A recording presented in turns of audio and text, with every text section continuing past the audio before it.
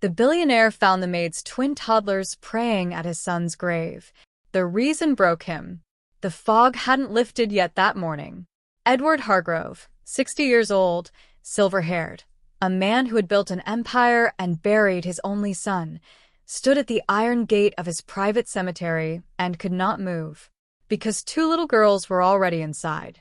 3 years old, identical, dark curls in uneven pigtails, faded pink pajamas, muddy little shoes that had clearly walked a long way through wet grass. They were kneeling at Daniel's grave, tiny hands folded together, eyes squeezed shut, lips moving in whispers so soft Edward had to hold his breath just to catch the edges of the words. He'd had this cemetery built for Daniel 8 months ago. He hadn't visited once since the funeral. Couldn't bring himself to. And now, 2 toddlers he barely recognized had beaten him here. One of the girls opened her eyes and looked straight at the headstone. "We came again, Daniel," she whispered. "Mama said you're not lonely up there. But we come anyway. Just in case." Edward's hand gripped the iron gate so hard the metal bit into his palm. His legs that had walked into boardrooms and never once trembled, went weak. He took one step forward and snapped a twig under his shoe. Both girls spun around. 4 enormous brown eyes locked onto him. Nobody moved. The second twin leaned toward her sister and whispered, completely unbothered, the way only a 3-year-old can be. "That's the angry man from the big house." Edward's jaw tightened. Angry man. Is that what he'd become? He opened his mouth, closed it again. The first twin turned back to the grave like he wasn't even worth worrying about, and continued her prayer. Edward stood there, a 60-year-old billionaire, completely disarmed by a child who had just dismissed him.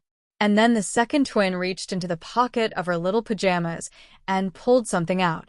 Something small, something worn at the edges, something that had clearly been handled so many times the corners had gone soft. A photograph. She propped it carefully, with both tiny hands, like it was the most precious thing in the world, against the base of Daniel's headstone.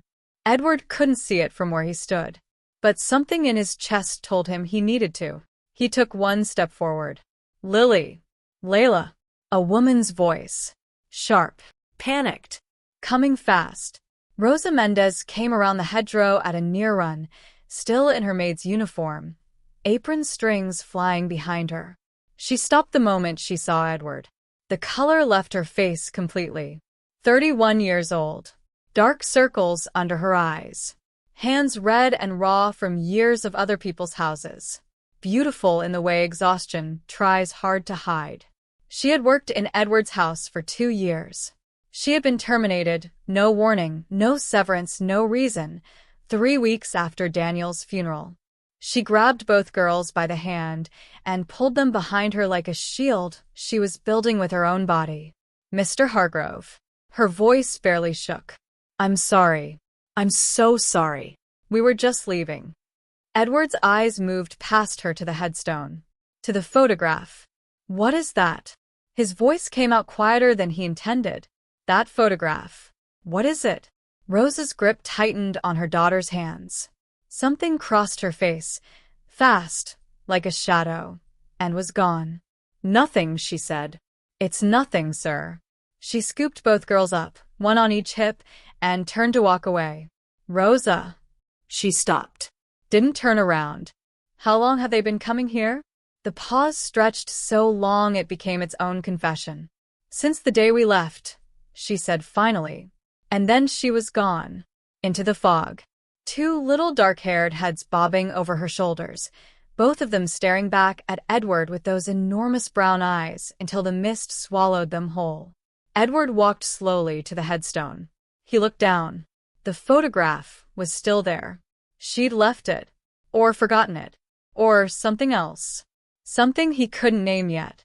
He picked it up with a hand that was, for the first time in 60 years, trembling. He turned it over.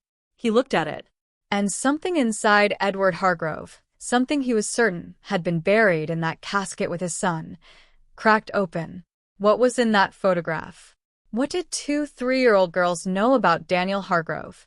And why had Rosa Mendez been walking her daughters to this grave in secret every single week for 8 months? The answer was coming, and it was going to break him in ways no loss ever had. 14 months ago, this house was different. Louder, warmer. The kind of house where laughter traveled through walls and nobody minded. Daniel Hargrove was 32 years old and the only person on earth who could make his father smile without trying. He had Edward's height and his mother's heart, his mother who had died when Daniel was 9 and who Edward had spent the last 23 years trying to replace with work and walls and winning.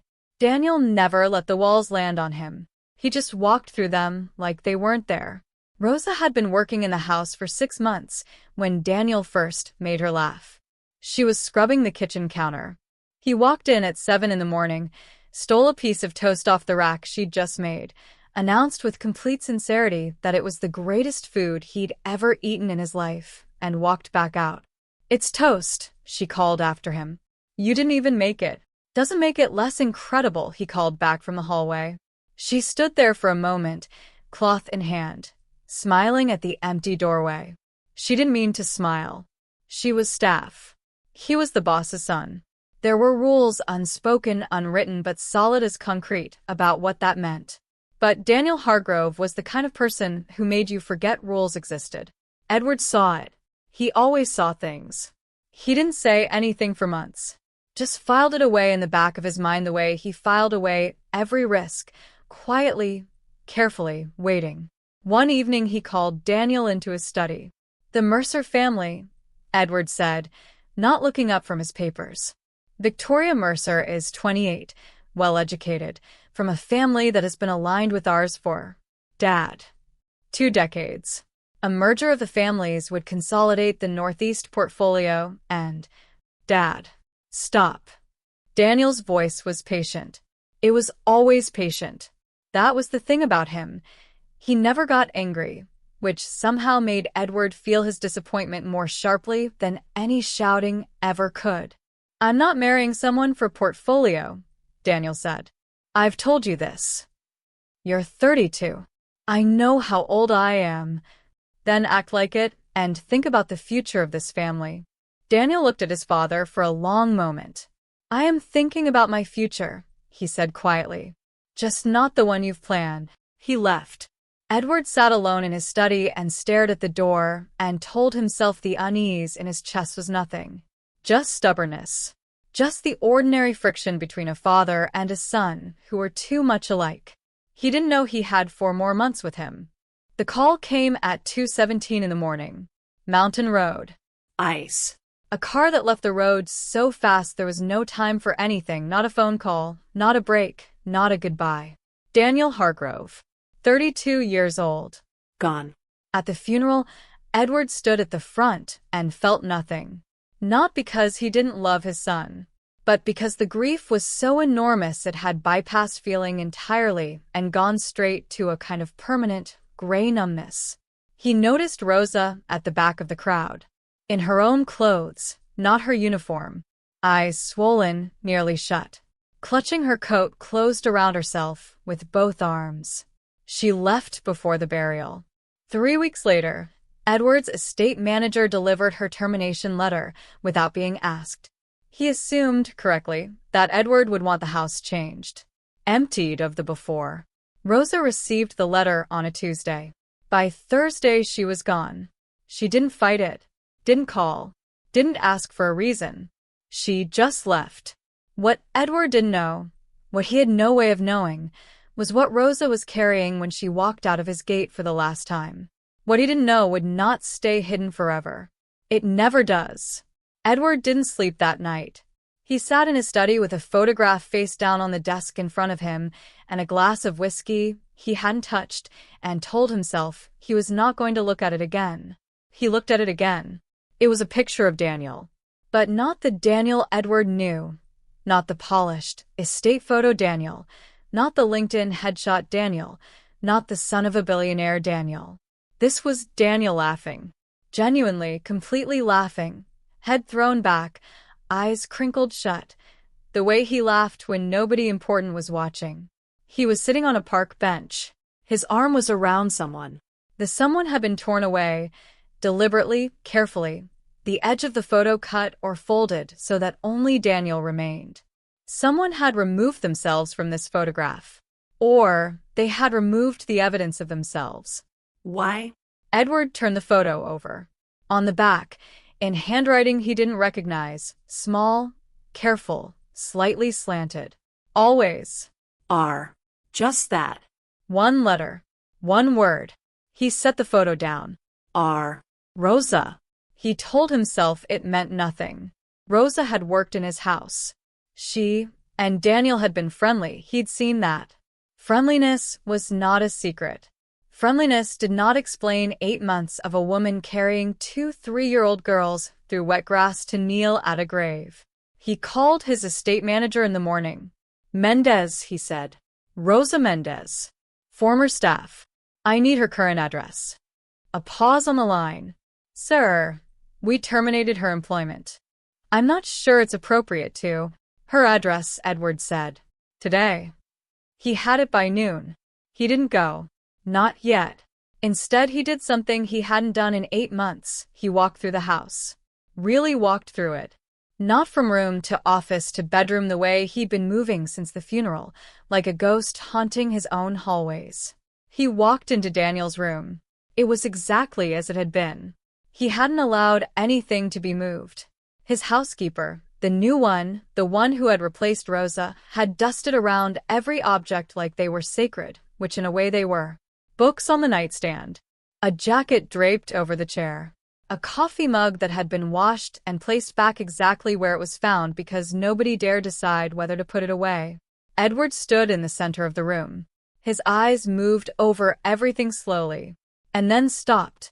On the bookshelf, between 2 novels, a small rectangular object he hadn't noticed before, or hadn't let himself notice. A baby book. Brand new. Spine uncracked. The kind you buy before the baby arrives, to record the firsts. First smile. First word. First step. He pulled it off the shelf. Opened the front cover.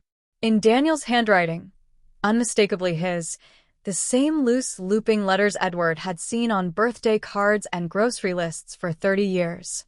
For my girls. Whoever you become, I already love you more than makes sense. Dad. The room went very, very quiet. Edward read it again. My girls. Dad. His hand gripped the cover of the little book so hard the spine cracked. Downstairs, the new housekeeper was moving around the kitchen, completely unaware. Edward stood in his dead son's room holding a baby book addressed to 2 children. 2 children.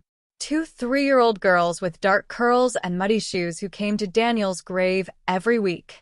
2 girls whose mother's name started with R. He didn't need to finish the thought. But he also couldn't let himself believe it, not yet. Not without knowing for certain. Because if he was wrong, it would break something he didn't have the pieces to repair. And if he was right, he closed the baby book. He picked up his phone. He called his lawyer. Edward's lawyer, Marcus Webb, 64, the kind of man who had handled Hargrove business for 30 years and learned that surprise was a luxury he couldn't afford, listened to the whole thing without interrupting. When Edward finished, there was a long pause. You want to know, Marcus said slowly, whether your late son fathered children with your former housekeeper. I want to know the truth, Edward said. Whatever that is. And if it's true? Edward didn't answer right away. The silence in his study was enormous. Get me a DNA test, he said finally. Legally. Quietly. I don't want this woman frightened. I don't want lawyers showing up at her door. That's going to be difficult without her cooperation, Edward. Then figure out how to get her cooperation. Marcus sighed the way he always sighed when Edward asked him to do the impossible, which was often. I'll reach out through a neutral party. Keep your name off it until she agrees to meet. Fine, Edward. Marcus's voice shifted, lower, careful. Prepare yourself for the possibility that she says no. She has no legal obligation to. She's been bringing those girls to Daniel's grave for 8 months, Edward said. She's not trying to hide what they are. She's just trying to protect them. Another pause. From you? Marcus asked. Edward looked at the baby book sitting on his desk. Probably, he said. He hung up. He sat very still for a long time. And then, slowly, like a man approaching something he isn't sure is safe, he opened the baby book again and turned to the first page. There were photographs. 3 of them, tucked into the front flap. Ultrasound images. Black and white. Dated, and when Edward did the math, quickly, automatically, the way his financial brain worked, the dates landed exactly where he was afraid they would land. 9 months before the girls were born. 3 months before Daniel died. He hadn't known. His son had been going to be a father, and he hadn't known. The question now burning through everything else. The question that would not leave him alone. Had Daniel known? Because if Daniel had known, if he died knowing Rosa was pregnant, then why hadn't he said anything? What had happened between them that made Rosa Mendez decide to carry Daniel's children alone, in silence, in a small cold apartment, while the man who could have helped her lived 20 minutes away behind iron gates? What had Edward done, or not done, that made her decide he was safer as a stranger? He thought about what his estate manager had done. Without being asked. Without explanation. The termination letter. 3 weeks after the funeral. A woman who was quietly, invisibly, 3 months pregnant. Sent away with nothing. The angry man from the big house. Edward put the baby book down. And for the first time since Daniel died, he felt something other than grief. He felt ashamed. Rosa's apartment was on the 4th floor of a building that had seen better decades. The elevator was broken. Had been for 3 months, the handwritten notice on the door said. Rosa climbed 4 flights of stairs every day with 2 3-year-olds, one on each hip, and never once complained about it because there was no one to complain to. She was folding laundry when the knock came. Small apartment. She could see the door from everywhere. She dried her hands on her jeans and opened it. A woman she didn't know. 50s. Professional. A leather folder in one hand and the careful expression of someone who had practiced what they were about to say. Ms. Mendez? My name is Claire Hayward. I'm a family law mediator. I was asked to reach out to you on behalf of... No, Rosa said. She started to close the door. On behalf of the Hargrove estate. Regarding Daniel Hargrove's children. Rosa's hand stopped on the door. Behind her, from the bedroom, a small voice called out. Mama? Who's there? Nobody, baby. Stay there. She looked at Claire Hayward for a long moment. Her jaw was set. Her eyes were steady. But her hand on the door was not entirely steady. He sent you, Rosa said. It wasn't a question. Mr. Hargrove would like to meet. To talk. Nothing legal, nothing formal, just a conversation. Just a conversation, Rosa repeated. The way she said it made it clear what she thought of that. He knows, Claire said quietly. Or, he believes he knows. He's not here to take anything from you. He terminated me, Rosa said. 3 weeks after the funeral. I was 3 months pregnant. Nobody called. Nobody checked. I got a letter. She paused. A letter. After 2 years. Claire didn't flinch. She'd clearly been briefed. He knows, she said again. Does he? Rosa's voice was very quiet. Very controlled. Does he know that I couldn't afford a doctor for the first 4 months because I had no income and my savings ran out? Does he know that I gave birth in a hospital alone because there was no one to call? Does he know that Lily needed surgery at 6 weeks old and I took out a loan I'm still paying back? Claire was quiet. Rosa nodded slowly, as if confirming something to herself. Tell Mr. Hargrove that my daughters are not a business meeting, she said. Tell him they don't need anything from him. We've been fine. Ms. Mendez. We've been fine, she said again, firmly, closing the door. She stood with her back against it for a long moment. From the bedroom, Layla's voice. Mama? Can we have lunch? Rosa closed her eyes. She pressed the back of her hand to her mouth. She stood there for 10 seconds, just 10, letting herself feel everything she couldn't afford to feel in front of her daughters. Then she opened her eyes, straightened her spine, and walked to the kitchen.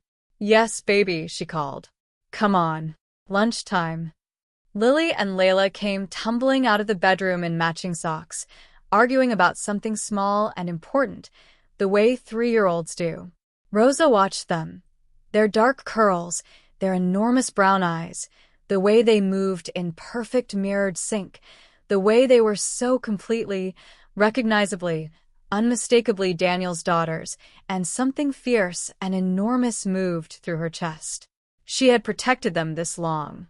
She would keep protecting them, except she thought about the photograph she'd left at the grave. She'd left it on purpose. She'd told herself it was an accident. But she was an intelligent woman and she knew herself. She'd left it on purpose.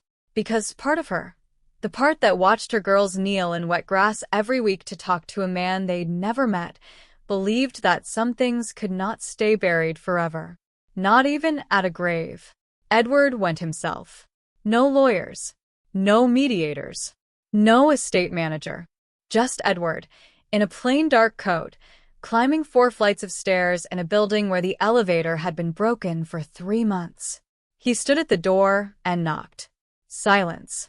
Then the sound of small feet. Then Rosa's voice very close. "Girls, step back." The door opened. She stared at him. He stared back. Neither of them spoke for a moment that lasted longer than it should have. Then, from behind Rosa's legs, a small dark-haired had appeared. And then another. 2 pairs of enormous brown eyes looked up at Edward with a complete, unfiltered curiosity of children who have not yet learned to be afraid of powerful men. "You're the angry man," Lily said. "Lily," Rosa said. "That's what we call you," Lily continued helpfully. "The angry man from the big house." "Lily." "It's not mean," Layla added, from behind her mother's other leg. "It's just true." Edward looked down at them. Something happened in his face. Something cracked through the stone of it, briefly, completely, before he could stop it. These were Daniel's daughters. He could see it so clearly now, standing 3 feet away. The shape of their eyes. The exact angle of their jaw.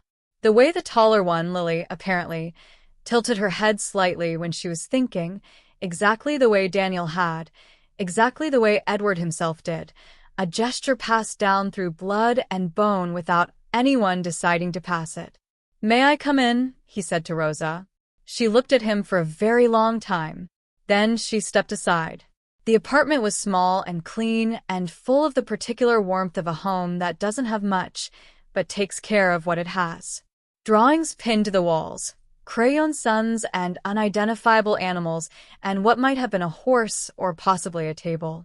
A small bookshelf crammed with picture books. 2 small pairs of shoes lined up by the door with a precision that was clearly Rosa's doing, not the girls'. Edward sat in the chair she gestured to. Rosa remained standing. The girls climbed onto the small sofa and watched him with the focused attention of people at a very interesting exhibit. "I found the baby book," Edward said. Rosa's expression didn't change. "I know. Daniel wrote in it." "I know. You left it there." She met his eyes. "Yes." He let that sit for a moment. "Why?" "Because he deserved to have it somewhere safe," she said. "His room was safer than mine." And she paused. "Because I thought if you ever found it, you'd understand without me having to explain." "Explain what?" "That he loved them," she said simply. "Before they were even born. He loved them. Whatever happened between him and me, whatever went wrong, that part was real. And they deserve to know that. Even if they never know anything else." Edward looked at his hands. "What'd go wrong?" he asked. Rosa was quiet for a moment. "He was going to tell you," she said. "He'd planned it. She stopped. "Tried again. The night of the accident, he was coming back from my apartment. He'd spent the evening there. He was going to tell you the next morning." The room went very still. "He never made it to the next morning," she said. Edward looked up at her. And for the first time, Rosa saw something in his face that she hadn't expected. Not anger. Not the cold authority she'd braced herself for. Just a father. Grief-wrecked and old and completely lost. Layla slid off the sofa, padded across the floor in her socked feet, and stopped in front of Edward. She studied him seriously for a moment. Then she held out her hand. In her palm was a small crayon drawing, a sun with a smiley face, green grass, 2 small stick figures, and 1 tall one. "That's me and Lily and Daniel," she said. "In heaven. Mama said he watches us there." Edward took the drawing. His hand was shaking again. "Thank you," he said. His voice came out broken right down the middle. Layla nodded, satisfied, and climbed back onto the sofa. And Edward Hargrove, 60 years old, iron-spined, empire-built, sat in a tiny apartment on the 4th floor of a building with a broken elevator and quietly, privately, came apart. Word travels fast when you live behind iron gates. Within a week, 3 people knew Edward had visited Rose's apartment. His estate manager, Gerald, who heard it from the driver who had waited downstairs. Gerald, who had sent the termination letter without being asked and who had spent the last 8 months not thinking about that. Victoria Mercer, the woman Edward had once suggested Daniel marry, who heard it from her mother, who heard it from someone on the charity board that Edward's housekeeper sat on. Victoria, who had told people for 8 months that Daniel had been in love with her when he died, who had accepted condolences on that basis, who had a very particular stake in Daniel's story remaining the way she'd told it. And Marcus Webb, the lawyer, who had his own concerns, specifically the legal implications of 2 unacknowledged biological heirs to the Hargrove estate. 3 people. 3 different reasons to be watching. None of them knew about the others. Rosa didn't know about any of them. She was too busy surviving. She'd found a new cleaning job, 3 mornings a week in an office building downtown. It paid enough for groceries and the loan payment and not much else. She picked the girls up from the free community daycare at noon, fed them lunch, put them down for naps, and used that window to apply for more work. She did not think about Edward's visit. She thought about it constantly. She thought about how he'd held Layla's crayon drawing like it was something breakable. How he'd climbed 4 flights of stairs to come to her instead of sending another letter. How he'd asked what went wrong instead of demanding to know what she wanted from him. She'd expected a threat dressed as a conversation. She hadn't expected to see a man who looked like grief had been eating him from the inside for 8 months. She hadn't expected to feel sorry for him. She hated that she felt sorry for him. She was washing dishes one evening, girls asleep, when her phone rang. Unknown number. She almost didn't answer. Ms. Mendez. A woman's voice. Smooth, cultured, deliberate. "My name is Eleanor Mercer. I believe you know of our family." Rosa's hand tightened on the phone. "I'm calling because I understand Edward Hargrove has been in contact with you. I want you to know," a pause, beautifully timed, "that I have significant influence over several aspects of the Hargrove business. Aspects that affect the estate's legal standing. And I have documentation," another pause, "of certain things Daniel told my daughter before his death." "What things?" Rosa said. "He told Victoria he'd made a mistake. With you. That he was going to end it. That his family obligations had to come first." Her voice was warm with manufactured sympathy. "I'm telling you this not to cause pain, Ms. Mendez, but because I think you deserve the truth before Edward Hargrove convinces you that you and those children belong anywhere near that estate." Rosa stood very still in her small kitchen. The dishes dripped in the rack. "Thank you for calling," Rosa said, and hung up. She stood there for a long time. Was it true? Had Daniel, in those last weeks, changed his mind? She replayed every moment she had of him. The last time she'd seen him, the evening of the accident, the way he'd held her hands across her kitchen table and said, "I'm going to tell him, Rosa. Tomorrow. I promise. We're going to do this, right?" His eyes had been certain. But she'd also learned, growing up the way she had, that certainty is sometimes the face that doubt wears when it wants to look brave. She went to check on the girls. They were sleeping the way toddlers sleep, completely, extravagantly, limbs thrown wide, the universe belonging entirely to them. Lily had her arm around Layla. Even in sleep, Rosa pulled their blanket up. She needed to know the truth. All of it, even the parts that might hurt. Eleanor Mercer moved fast. By the following Monday, she had arranged a lunch, intimate, private, at a restaurant she and Edward had frequented for 20 years, where she planned to present the documentation she'd mentioned to Rosa. She sat across from Edward with the composure of a woman who had won a great many quiet battles over a great many years. "I think you're being manipulated," she said, without preamble, because she and Edward were old enough for preamble to be an insult. Edward looked at her over his water glass. "Am I? This woman, Rosa, worked in your house for 2 years. She was close to Daniel. Now, 8 months after his death, she appears at his grave with 2 children she claims are his." Eleanor set down her fork. "I'm not saying she's lying about the children's parentage, but I am saying there are easier ways to make a claim than praying at a grave." "She wasn't making a claim," Edward said. "She didn't know I was there. Or she knew exactly when you'd be there. I hadn't visited in 8 months. There's no pattern to predict." Eleanor smiled the way people smile when they're deciding to try a different angle. "Victoria has a letter," she said, "written by Daniel, 2 weeks before he died." Edward was quiet. "In it," Eleanor continued, "he explains that he'd made decisions he regretted, that he understood his responsibilities to the family, that he was going to, and I'm quoting, set things right." "Set what things right?" "His relationship with Rosa. He was going to end it, Edward. He'd already decided." The restaurant was quiet around them. The sound of silverware. Low conversation. A normal Monday in the lives of people who didn't know that something important was being decided at this table. Edward looked at Eleanor for a long moment. "May I see the letter?" he said. "Of course. Victoria will bring it whenever you're ready." He nodded slowly. Eleanor relaxed very slightly, the way a chess player relaxes when they believe they've seen the endgame. What she didn't know, what she had no way of knowing, was that Edward had spent the previous 3 days with Marcus Webb going through every document Daniel had left behind. His phone records, his emails, his handwritten notes. Daniel had written many letters in the last months of his life. Edward had read them all. He knew exactly what Daniel had meant by set things right. And it was not what Eleanor Mercer was implying. But he didn't say that. He simply picked up his fork and changed the subject, and Eleanor left the lunch feeling she'd done what she set out to do. She had not.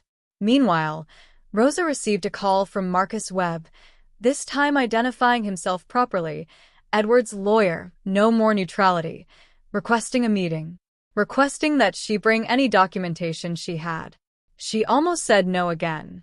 She thought about Lily's surgery, the loan, the 4 flights of stairs, the letter that had arrived 3 weeks after the funeral.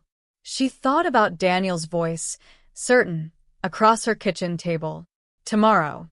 I promise. We're going to do this right." She said yes. She arrived at Marcus's office with a folder. Inside the folder, Daniel's text messages printed, his emails, a document written in his hand, dated 3 weeks before his death, that she had never shown anyone. She had been keeping it for the right moment. She was beginning to think the right moment had arrived. Eleanor Mercer had arranged something she believed was a private meeting. Edward's study. Herself, Victoria, Edward, and Marcus. The letter presented. The claim established. A quiet, dignified resolution in which Rosa Mendez would be offered a modest settlement, generous enough to neutralize any legal action, modest enough to make clear her daughters would be provided for, but would carry no Hargrove standing. She had done this kind of thing before. She arrived with Victoria, 28, blonde, practiced in the specific art of beautiful suffering, and found that the study had more people in it than expected. Rosa was there, sitting in the chair across from Edward's desk, her back straight, her hands in her lap, the folder open in front of her. And on the sofa, in their good dresses, hair brushed, shoes clean, Lily and Layla, watching the room with the calm, interested attention of children who have been brought to important places before and know how to behave. Eleanor stopped in the doorway. Victoria made a small sound that she converted, quickly, into composed silence. "Eleanor," Edward said. He stood. Not out of courtesy. Out of the particular authority of a man on his own ground. "Victoria, sit down." They sat. The room held its breath. "You mentioned a letter," Edward said to Eleanor. "Victoria, I'd like to see it." Victoria opened her bag, produced an envelope, placed it on the desk. Edward didn't touch it. "Marcus," he said. Marcus picked it up, opened it, read it. He'd already seen what Edward was about to show. He knew what mattered. "This letter," Marcus said, setting it down, "references Daniel's intention to set things right. Mrs. Mercer, you characterized this to Mr. Hargrove as meaning Daniel intended to end his relationship with Ms. Mendez. Is that correct?" "It's the clear meaning," Eleanor said smoothly. Given your context," Marcus said. "Ms. Mendez has provided a different document." He placed Rosa's folder on the desk. "This is a letter written by Daniel Hargrove, dated 3 weeks before his death. Witnessed and notarized. He took it to a notary himself, which suggests he wanted it to be unambiguous." Victoria's composure developed a hairline fracture. Marcus read, "I intend to acknowledge my daughters fully, legally, and publicly. I intend to tell my father the truth, that I love Rosa, that she is carrying my children, and that whatever his feelings about our relationship, these children are Hargrove's and will be known as such. Setting things right means this: no more hiding, no more waiting. I was a coward for as long as I let fear of my father's reaction silence me.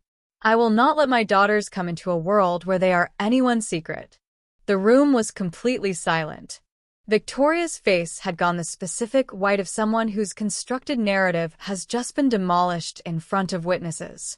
Eleanor's expression remained composed, but her hands, on the arms of her chair, pressed down too hard. "He never told you," Rosa said quietly. She was looking at Edward, not Eleanor. "He never got the chance." Edward looked at his desk, at Daniel's words. "No," he said. "He never told me. He was going to. He was driving back from my apartment that night. He'd spent the whole evening planning it, what he'd say to you, how he'd say it. He wasn't afraid anymore." She paused. "He was happy. I want you to know that. Whatever else, he was happy." Lily had been watching her grandfather's face the way children watch things they find interesting. She slid off the sofa, walked to the desk, and patted the top of it with one small hand until Edward looked down at her. "Are you sad?" she asked, plainly, the way 3-year-olds ask things, with no edges, no agenda. Just the question. Edward looked at his granddaughter. "Yes," he said. Lily considered this. "That's okay," she said. "Mama's sad sometimes too. But then it gets better." Layla, from the sofa, nodded with the authority of someone confirming a fact. Eleanor rose from her chair. "Edward." "I think we're done here," Edward said. Not loudly, not cruelly, just with the finality of a door being closed. "Marcus will handle whatever paperwork needs handling. I'd appreciate it, Eleanor, if you and Victoria gave the Hargrove family some privacy." The Hargrove family. Rosa looked up at him. He met her eyes. That was a choice of words. A deliberate choice. And they both knew it. Eleanor left with the diminished posture of someone who has miscalculated badly. Victoria followed, without looking at anyone. The door closed. The room breathed. Edward looked at Rosa for a long moment. Then at the girls. Then at the letter on his desk, his son's words, notarized, permanent, 3 weeks too late. "I owe you an apology," he said. "Several, in fact. But I'll start with the one for the termination letter." Rosa's chin lifted slightly. "Gerald sent that. Without my knowledge. But under my roof. Which makes it mine." He paused.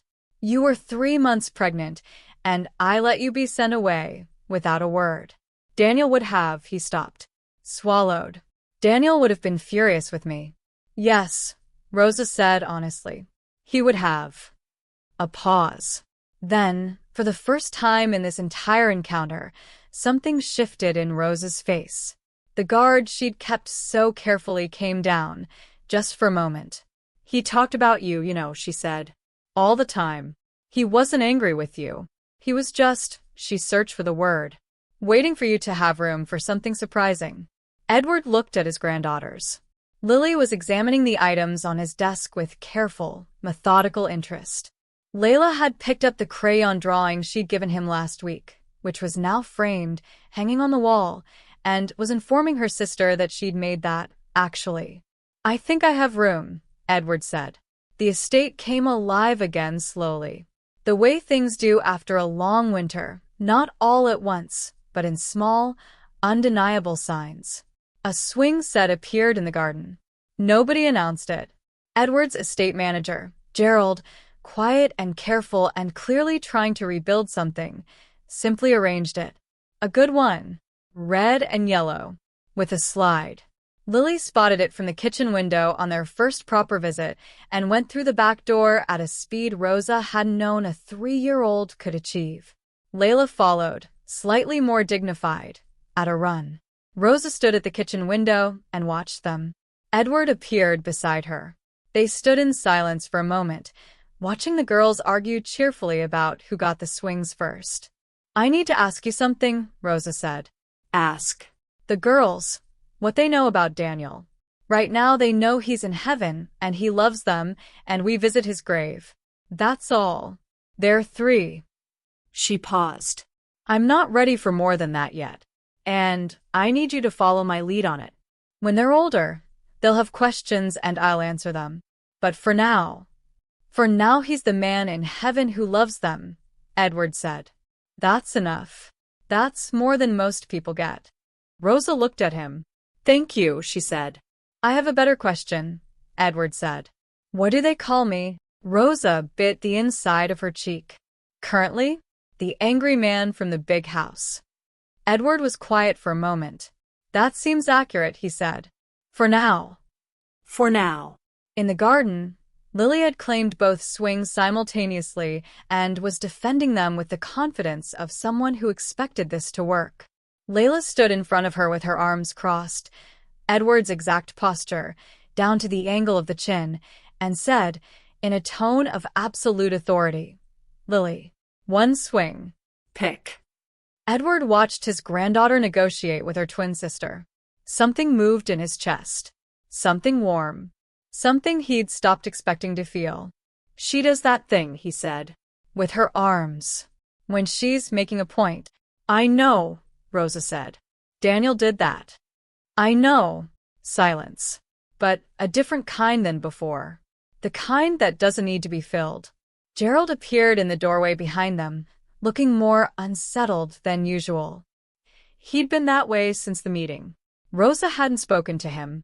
She wasn't sure she was ready to, but she'd made a quiet decision not to make it harder than it needed to be. She was tired of hard. Sir, Gerald said. The Mercer estate called. Tell them I'm unavailable, Edward said. They said it was urgent. Tell them I'm unavailable indefinitely. Gerald nodded and disappeared. Rosa watched the girls for another moment. I'm not moving in, she said. I didn't ask, Edward said. I'm saying it anyway, because people will assume. The girls and I have our home. Our life. That doesn't change. She paused. But we can visit. If you'd like that. I would like that, Edward said. Like the words cost him something. Like he knew they did. In the garden, peace had been reached. 1 swing each. The argument settled. Both girls pumping their legs in the afternoon light, exactly in sync, the way twins move when they've stopped thinking about it. Edward watched them for a long time. He had lost his son. He was not going to lose this. 3 months later, Edward Hargrove sat at his desk at 6 in the morning with 2 cups of very bad tea. He'd made it himself, incorrectly, because Layla had insisted on helping, and you do not say no to Layla when she has decided to help, and a crayon drawing of what he was fairly sure was a lion, or possibly him. The label at the bottom, in Rose's handwriting because the girls couldn't write yet but always had things that needed to be labeled, said, Grandpa Edward. He'd asked, once, if they were sure they wanted to call him that. He wasn't sure he'd earned it. Lily had looked at him with complete patience and said, You're our grandpa. That's just what it is. Layla had added, Unless you don't want to be. But you should want to be. We're excellent. He had laughed, genuinely, completely head back, for the first time in over a year. He put the drawing in the same frame where Layla's heaven picture had been. He needed a bigger frame now. He was going to need a lot of bigger frames. He thought about Daniel. He thought about him differently now. Not just as absence, not just as the space where a person used to be, but as the thread that had led somewhere. As someone who had, even in the time he had, done something permanent and real and good. Daniel had loved Rosa. Daniel had wanted his daughters. Daniel had been, in the end, braver than his father, had been ready to stand up and say this is my life and these are my people even knowing it would be difficult. He just hadn't gotten the morning he'd planned for. Edward had gotten it instead. He intended to do something worthy of it. Marcus had handled the legal formalities. The girls were formally recognized, the estate documents updated, everything done quietly and correctly and without the fanfare that Eleanor Mercer had tried to make inevitable. Eleanor had retreated to a dignified silence. Victoria had apparently taken a position in London. The world had moved on, the way it always does. Rosa had accepted a role, not a staff. She'd been very clear about that. She'd rather starve than be staff again, and Edward respected that completely, but as a consultant to the Hargrove Foundation's community programs. She was good at it. Better than good. She saw the gaps that people with money couldn't see, because they'd never lived in them. She was also still in her apartment. She was also still bringing the girls to Daniel's grave on Sunday mornings. Edward had started coming too. Not always. Not to intrude. But sometimes Rosa would send a message the night before. We'll be there at 9 if you want. And he would be at the gate when they arrived in his plain dark coat, and they would go together. The girls chattered constantly at the grave. About nursery, about what they'd learned, about the extremely unfair situation of bedtime, about a bird they'd seen that week that Lily had named Gerald and Layla thought was a terrible name. They kept Daniel company. Edward was beginning to understand that this was the point. He stood at the grave one Sunday morning while the girls arranged flowers with the focused seriousness of professionals, and Rosa stood beside him, and the fog was just beginning to lift off the grass. He would have been a good father, Edward said. He would have been a wonderful father, Rosa said. He got it from his mother. He paused. He certainly didn't get it from me. You don't know that, Rosa said. He looked at her. You haven't tried yet, she said. Simply. Without reassurance or flattery. Just the fact. He looked at the girls. Layla had just placed a daisy directly on top of Lily's head, which Lily had not consented to, and negotiations were underway. I'm trying, he said. I know, Rosa said. I can see. That was enough. That was, in fact, everything. 6 months later, Gerald knocked on Edward's study door. Sir. There's something I think you need to see. He placed a folder on the desk. Edward opened it. A property deed. A small house. The one Daniel had apparently purchased 8 months before his death. Quietly. Without telling anyone. In Rosa's neighborhood. Not flashy. Not grand. A real house with a garden and enough rooms. He'd been fixing it up. The deed had been in his name. He'd been planning to transfer it. He'd never gotten the chance. The house had been sitting empty for 16 months. Edward stared at the deed for a long time. Then he picked up his phone and called Rosa. She answered on the second ring. The background full of the cheerful chaos of 2 3-year-olds doing something that sounded structural. There's something I need to show you, Edward said. Can you come this week? Is everything okay? Yes. He looked at the deed. At Daniel's signature, clean and certain at the bottom. Actually, yes. I think it might be better than okay. A pause on her end. Then, muffled to the girls, Lily put that down. Layla, What did I say about the bookshelf, girls? And then, back to Edward, calm under the chaos the way she was always calm under the chaos. Thursday works. Thursday, he agreed. He hung up. He sat back in his chair. He looked at the drawing on the wall. Grandpa Edward. The lion, or possibly him. He thought about a young man who had bought a house for a family he was building in secret, who had made plans and written letters and been, at the end, so close to the morning where everything would finally be honest. Who had sent his daughters into the world ahead of him, into the hands of a father he trusted to eventually come around. He trusted me, Edward thought. Even then, he trusted me to get there. He didn't take that lightly. He opened his desk drawer. Inside, next to Daniel's baby book, which lived there now, which Edward read sometimes when the house was quiet, was a small box. In the box, 2 tiny necklaces. Gold. A small letter D on each one. He'd had them made without quite knowing why. He hadn't given them yet. He'd been waiting for the right moment. He thought Thursday might be the right moment. He thought Daniel might agree. Outside his window, the garden was bright with morning light. The swing set stood waiting. It had never once looked lonely. Comment below. Do you think Rosa should accept the house Daniel left for her? And do you think Lily and Layla deserve to know the full truth someday? Like this video if Edward's journey broke your heart even a little. Subscribe and hit the bell. Part 2 is coming, and it is going to be even more powerful.